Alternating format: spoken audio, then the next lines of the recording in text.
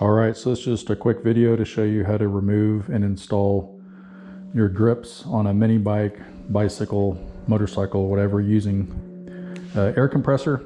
So if you have access to an air compressor, go ahead and get it pressurized up. And then you're going to need a nozzle like this. You can get these at Harbor Freight for about $5. So go ahead and connect that. And all we're going to do is try to create a little bit of an opening here, the edge of the grip. Going to be careful not to put all of the air pressure inside of the grip, but just enough to get a little bit of an air gap around the sides, and it'll literally just fly off. So let's take the grip off first. Just going to peel up just a little bit.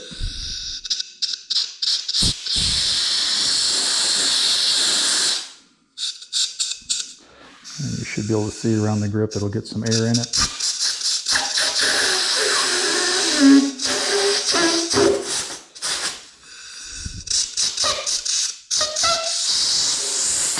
There you go. It's removed. And to put it back on, it's just the reverse.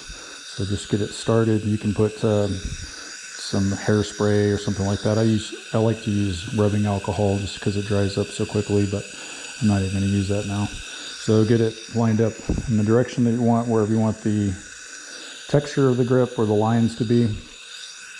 Put a little bit of air in it.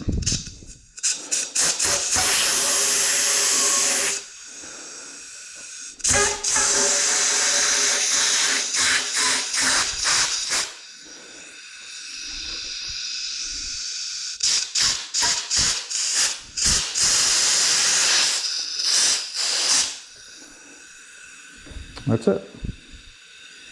Hope this helps somebody.